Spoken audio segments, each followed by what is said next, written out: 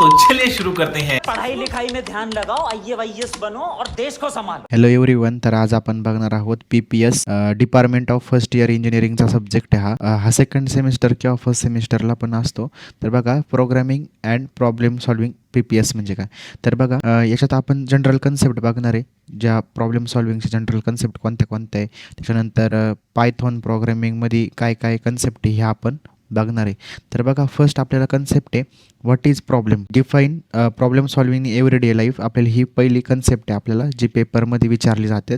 त्यात आपल्याला पहिला क्वेश्चन काय आहे, मी क्वेश्चननुसार काढलेलं आहे बघा. Define problem, what are the step in problem solving, definition of problem.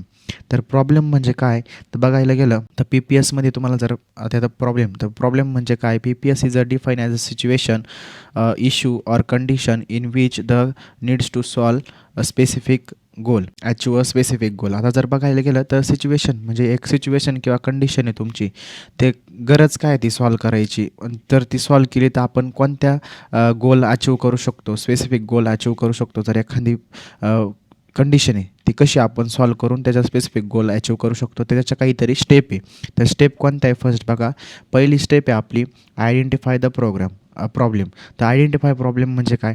आता जर बघायला गेलं तर बघा, you need to be clear about what exactly the problem is. म्हणजे आपल्याला माहीत पाहिजे तो एक्झॅक्टली तो प्रॉब्लेम काय. If the problem is not identified, जर आपल्याला प्रॉब्लेम जर माहीत नसेल, then it is not be solve, आपल्याला तो सॉल्व करता येणार नाही. फॉर एक्झाम्पल काय बघा, when you want to learn language. आता तुम्हाला जर एखादी प्रोग्रॅमिंग लँग्वेज जर शिकायची असेल तर त्यात फर्स्ट आयडेंटिफाय विच लँग्वेज, तुम्हाला कोणती लँग्वेज शिकायची आहे आधी ती तुम्हाला माहीत पाहिजे, त्याच्यानंतरच तुम्ही ती शिकणार आहे. जर तुम्हाला आता C लँग्वेज जर बेसिक शिकायची आहे तर ती आधी तिच्यात माहीत पाहिजे मला काय काय शिकायचं आहे, त्यानंतर तुम्ही ते शिकू शकतात, बरोबर. असा आयडेंटिफाय आता प्रॉब्लेम आहे. फर्स्ट स्टेप आपण इथं कंप्लीट केली.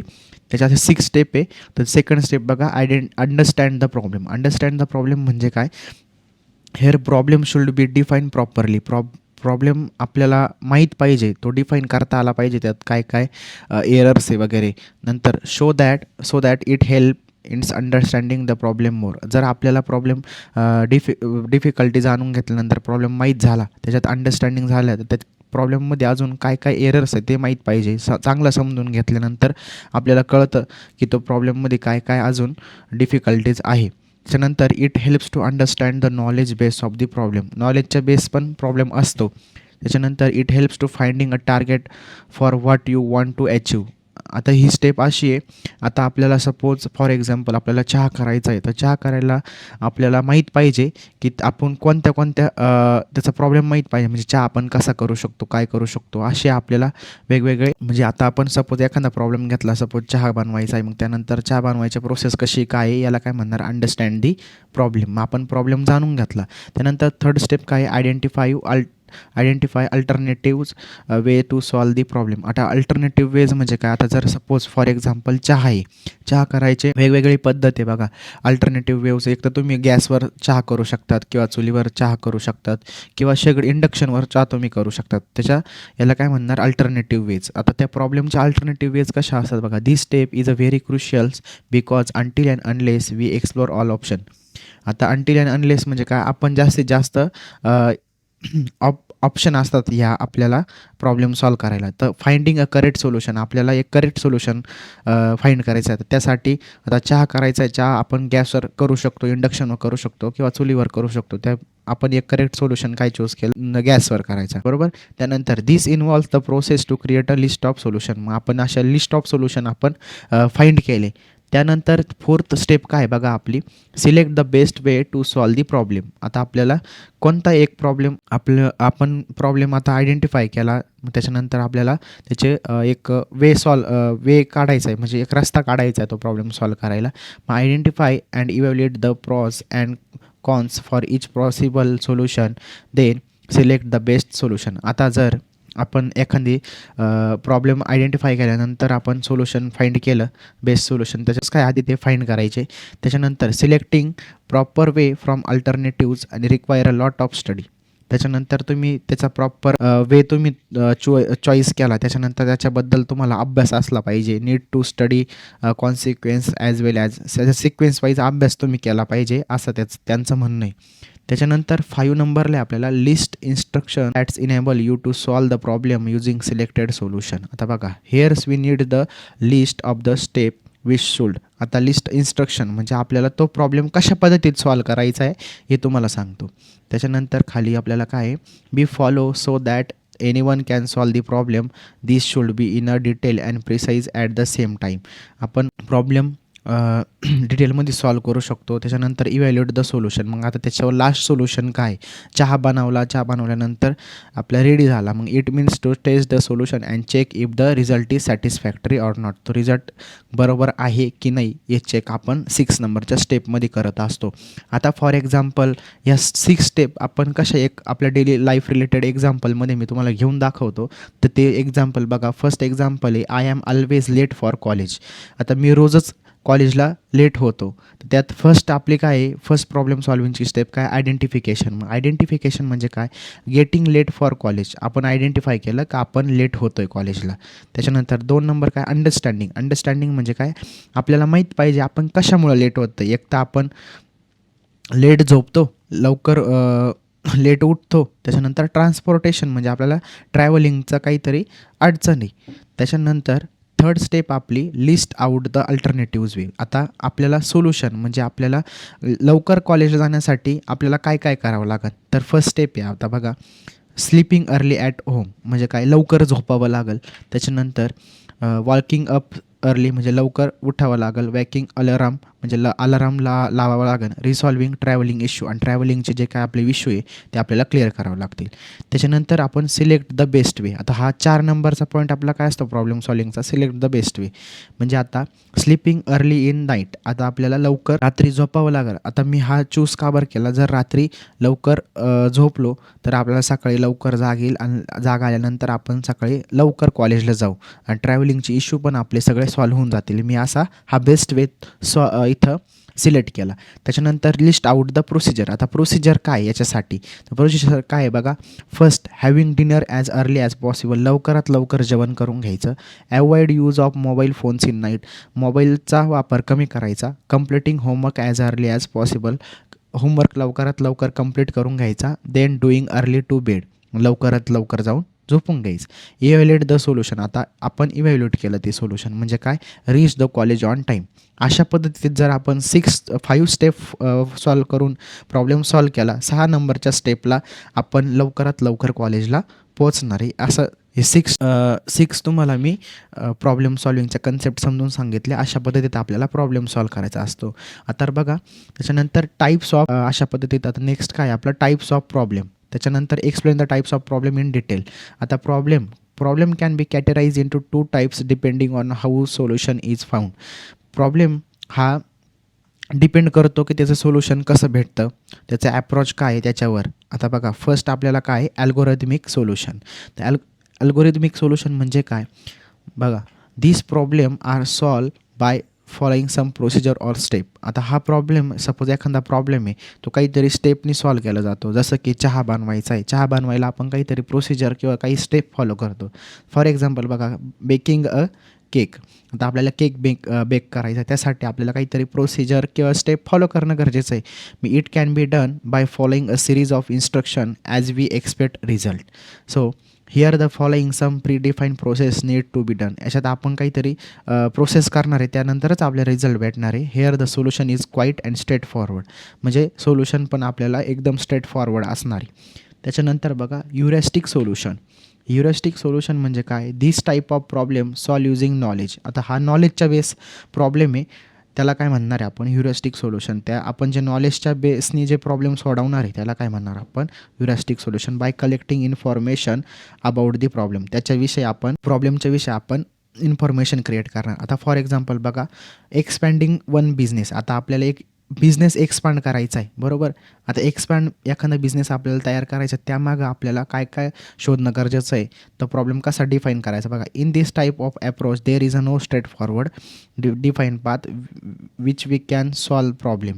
आता फर्स्ट आपण बिझनेस टाकणार आहे, त्याच्यामागं आपल्याला काय काय करणं गरजेचं आहे ते बघा. आता पाथ बेस ऑन एरर म्हणजे त्याच्यात ट्रायल आणि एरर म्हणजे चुका काय आहे, बिझनेस केल्यानंतर आपल्याला काय प्रॉफिट होऊ शकतो की लॉस होऊ शकतं हे पण आपल्याला माहीत पाहिजे आणि त्याचं एक्सपिरियन्स माहीत पाहिजे. आपण आता सपोज एखाद्याने बिझनेस केला आहे, ट्रेडिंग करतो आहे, तर त्या ट्रेडिंगनुसार आपण त्याला विचारू शकतो की तुझ्यात ट्रेडिंग कसा करायचा, काय करायचा, प्रॉफिट आहे की लॉस आहे ते कसं जाणून घ्यायचं. अशा पद्धतीत आपण वेगवेगळे सोल्युशन डिफाईन करू शकतो. त्याला काय नॉलेज इज व्हेरी इम्पॉर्टंट अशा पद्धतीत. त्याच्यानंतर आपण बघणार आहे प्रॉब्लेम सॉल्विंग विथ कम्प्युटर. आता कम्प्युटर एक मशीन आहे, ते काय प्रॉब्लेम आपण कम्प्युटरबरोबर कसा सॉल्व करणार आहे ते आपण बघा. Right a note on problem solving with computer. तर बघा फर्स्ट काय, computer is a multipurpose electronic machine. Computer हे काय इलेक्ट्रॉनिक मशीन आहे which is a use for storing and organising and processing the data. आपण काय करतो त्याच्यात डाटा स्टोअर करतो किंवा प्रोसेस करतो किंवा ऑर्गनाईज करतो. Computer is not able to find solution by itself. Computer स्वतः सोल्युशन फाइंड करू शकत नाही. Rather the computer is a machine. Computer हे काय मशीन आहे which follows the instruction given by programmer. जे प्रोग्रॅमर इन्स्ट्रक्शन देणार आहे तेच कम्प्युटर फॉलो करणार आहे, टू कोणतं पण असू द्या त्यात बघा. So all efforts require to understand the problem, define procedure define procedure to solve that problem are taken by programmer काय एफर्ट्स घेतो त्या प्रॉब्लेम सॉल्व कराय मागं हे पण बघणं गरजेचं आहे. त्याच्यानंतर असं प्रॉब्लेम आपण सॉल्व करू शकतो. तर प्रॉब्लेमचे डेफिनेशन काय बघा. A problem is a return for solving a problem. It is important to define problem clearly. आपल्याला प्रॉब्लेम सॉल्व करायच्या अगोदर आपल्याला प्रॉब्लेम माहीत पाहिजे, प्रॉब्लेम डिफाईन कसा केला पाहिजे ते प्रॉब्लेम माहीत पाहिजे आपल्याला बेसिकली फर्स्ट. आता problem is define as a situation issue और एखादी condition which needs to solve achieve the goal. आपण अशी कंडिशन आहे किंवा सिच्युएशन आहे, आपण ती सॉल्व करून त्याच्या एक्झॅक्ट गोलवर कसं काय पोहोचू शकत आहे हे आपल्याला प्रॉब्लेमचे डेफिनेशन आपल्याला सांगते. For the most of the software projects the system analytics approach system users to collect user requirements and define the problem system aims to solve. आता जे सॉफ्टवेअर प्रोजेक्ट आहे बघा त्यात सिस्टम ॲनालिस्ट करून approach system user to collect more user रिक्वायरमेंटच्या नुसार आपण system analyst करतो. त्याच्यानंतर प्रॉब्लेम डिफाईन करून आपण त्या सिस्टीमच्या एमपर्यंत तो प्रॉब्लेम घेऊन आपण सॉल्व करतो. अशा पद्धतीत आपण प्रॉब्लेम सॉल्व करतो. System analytics typically look like following issue. आता फॉलोइंग इश्यू काय येतात ते बघा. What is input require to achieving expected output. Input काय रिक्वायर आहे म्हणजे आपण जर इनपुट काय देऊ त्यावेळेस आपल्याला आउटपुटचं एक्सपेक्टेशन असणार आहे ते गरजेचं आहे. नंतर expect output of the problem. आता आउटपुट आलंच पाहिजे त्या प्रॉब्लेमवर हे पण महत्त्वाचं आहे. Current method for solving the problem. त्याच्यावर करंट मेथड काय म्हणजे आपण कोणती मेथड वापरून तो प्रॉब्लेम सॉल्व करू शकत आहे. त्यानंतर can the problem or part of the problem be more effectively solved by software solution. जर तो प्रॉब्लेम किंवा पार्ट ऑफ एखाद्या पार्टचा प्रॉब्लेम आहे तो कसा आपण सॉल्व करू शकत आहे एका सॉफ्टवेअरच्या सोल्युशन म्हणजे कम्प्युटरच्या सोल्युशनने कसं सॉल्व करू शकत आहे ते पण बघणं गरजेचं आहे. Computer are a built to deal with the algorithmic solution. Computer हा काय करतो, कम्प्युटर हा असा बनवलेला आहे का तो अल्गोरिदमिक सोल्युशन बरोबर डील करतो. Which are the often difficult or very time consuming for human. तो काय बनलेला आहे आज ऑप्टेन डिफिकल्ट म्हणजे अवघड बनलेला आहे आणि व्हेरी जास्त टाईम कन्झ्युम करतो ह्युमनचा. त्याच्यानंतर आपण सोल्युशन बघू. त्याच्यावर सोल्युशन काय. Solution is a means the instruction listed during the problem solving. आपण जे इन्स्ट्रक्शन एखादा प्रॉब्लेम सॉल्व करायला जे इन्स्ट्रक्शन आपण काढल्या त्याच्यामागं आपण सोल्युशन कसं आहे the instruction that must be follow by produce the best result. आपण इन्स्ट्रक्शन काढल्यानंतर एक स्पेसिफिक पॉईंट चॉईस करणार आहे त्यानंतर आपल्याला रिझल्ट भेटणार आहे. तर रिझल्ट मे बी काय more efficient faster and more understandable. त्याच्यानंतर रियुएजेबल अशा पद्धतीने. त्याच्यानंतर result. The result is outcome or computed computer assisted answer may take any form print out updated files output monitor speaker etcetera. त्याच्यानंतर program. Program is the set of instruction that make a solution after they have been coded into the particular computer language. Program ही काय set of instruction आहे, म्हणजे आपण input देणार कम्प्युटरला, computer हे त्याच्या कोडेड लँग्वेजमध्ये आपल्याला कन्व्हर्जन करून देणार, याला काय म्हणतं आपण प्रोग्रॅम. कम्प्युटरला आपली लँग्वेज कळत नाही, त्याला आपल्याला मशीन लँग्वेजमध्ये 0 to 1 लँग्वेजमध्ये त्याला सांगावं लागतं. त्याच्यानंतर बघा difficulties with the problem solving करताना आपल्याला कोणत्या डिफिकल्टीज येऊ शकतात ते बघू आपण. Explain the difficulties with problem solving. आता बघा some people may not have be get training to regarding to solve problem. काही लोकांना माहीत नसतं का प्रॉब्लेम कसा सॉल्व करायचा वगैरे. त्यानंतर some may not be able to make decision fear it will not be correct one. प्रत्येकालाच चांगलं डिसिजन किंवा जे करेक्ट डिसिजन आहे ते घेता येऊ शकत नाही. तर they may be accuracy define the problem. त्यांना मग प्रॉब्लेम डिफाईन करायला काही अडचणी येतात correctly. So may not be generate sufficient list or alternatives. मग ते स्वतः त्या प्रॉब्लेमची लिस्ट तयार करू शकत नाही सॉल्व करण्यासाठी.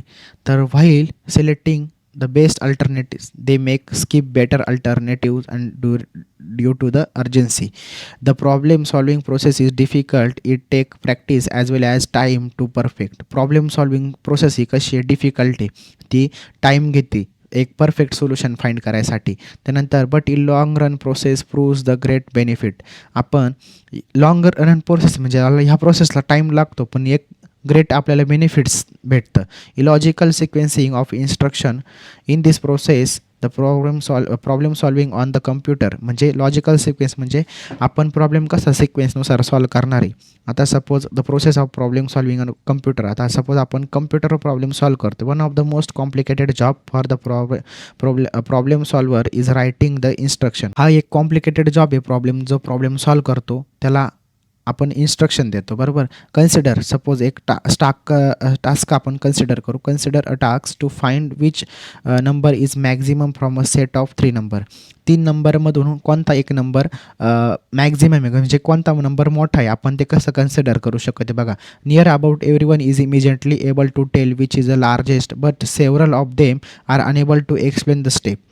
म्हणजे एखाद्याने लवकर सांगितलं की हा नंबर मोठा आहे पण बाकीच्यांना काय वाटणार आहे, पण तो काय स्टेप एक्सप्लेन करू शकत नाही की तो कसा मोठा आहे.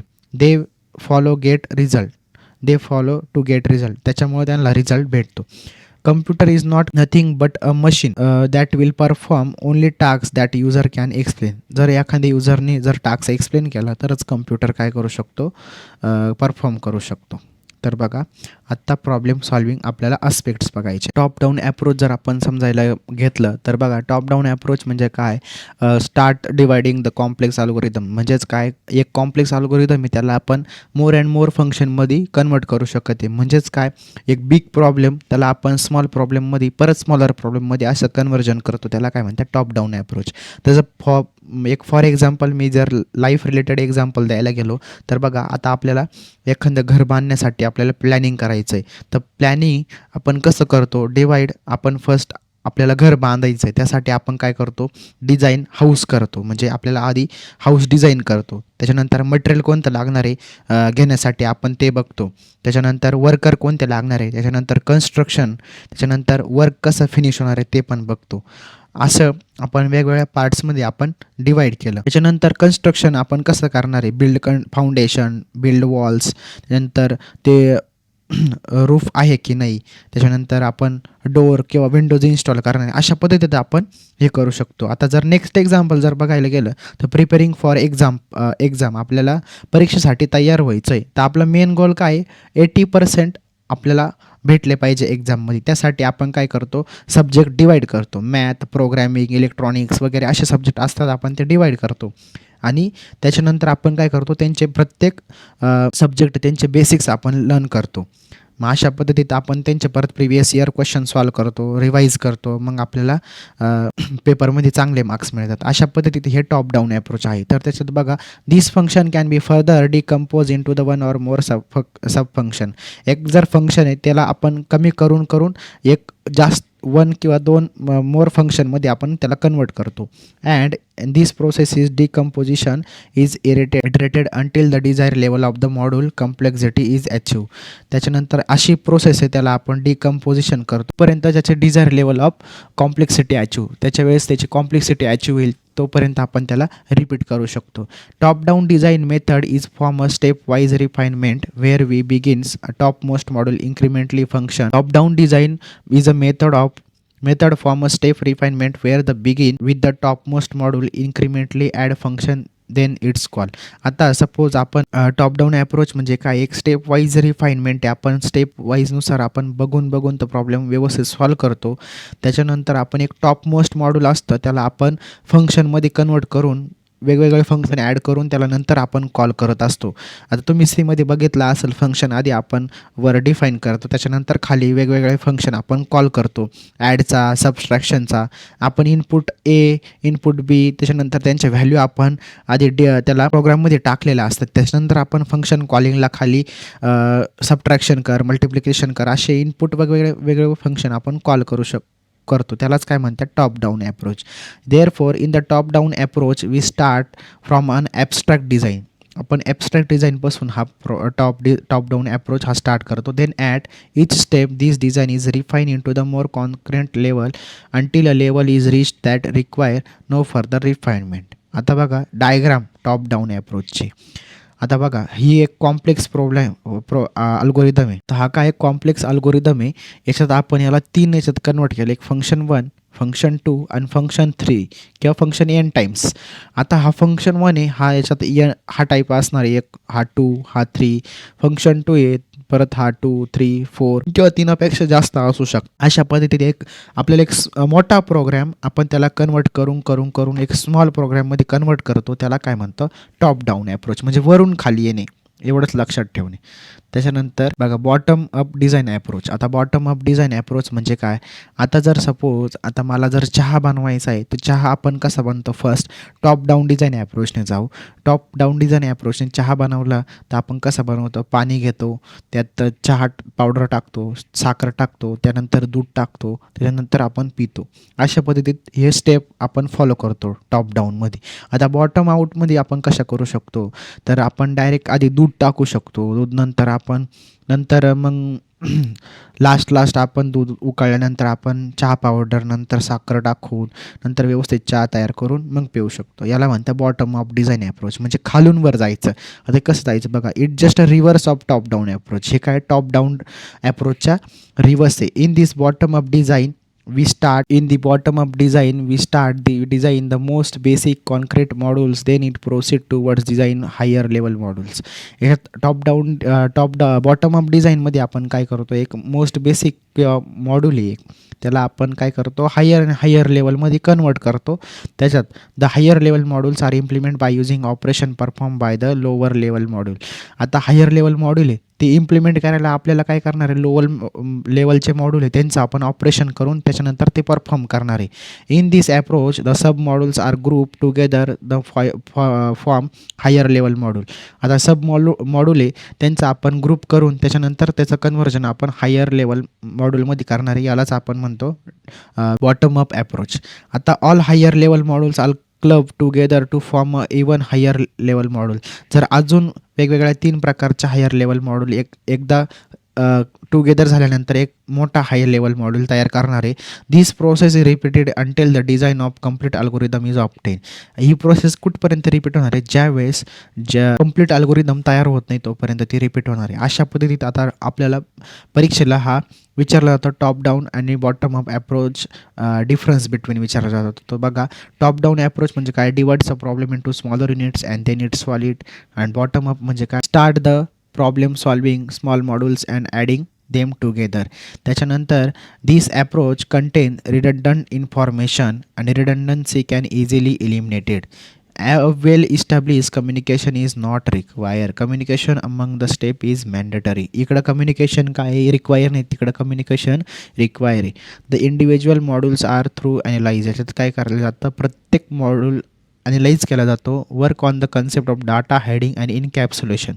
म्हणजे डाटा बॉटम अप अप्रोचमध्ये जो मेन डाटा आहे तो हाईड केला जातो आणि जो टॉपचा डेटा आहे तो तो ओपन ठेवला जातो. तर बघा structure programming language as a C use a top down approach. आता सी हे काय आपण स्ट्रक्चर प्रोग्रामिंग लँग्वेज आहे त्याला आपण टॉप डाऊन ॲप्रोचमध्ये आपण त्याचं एक्झाम्पल घेऊ शकतो. ओप्स, त्याच्यानंतर C++, Java etcetera use bottom up approach, bottom up mechanism. ज्यावेळेस तुम्ही आता सेकंड सेमिस्टरला ज्यावेळेस ओप किंवा C++ किंवा जावा अशा लँग्वेज शिकणार आहे त्याच्यात बॉटम अप मेकॅनिझम तुम्ही फॉलो करतात. त्याच्यानंतर relation among the modules is not way always require. मॉड्यूलचं रिलेशन याच्यात गरजेचं नाही आहे. The module must be related for the better communication and work flow. त्याच्यानंतर बघा primary use in a code implementation, test case generation, debugging and module documentation, find use primary and testing. अशा पद्धतीत आपण यांचा डिफरन्स बघितला. आपण अशा पद्धतीत आपण फर्स्ट युनिटमधला आपण general concept of problem solving ह्या आपण बघितल्या. आता मी तुम्हाला प्रत्येक व्यवस्थित कन्सेप्ट समजून सांगितल्या, त्याची इम्पॉर्टन्स पण सांगितले. अशा पद्धतीत तुम्हाला व्हिडिओ आवडला असेल तर व्हिडिओ लाईक करा आणि चॅनलला सबस्क्राईब करा. थँक्यू.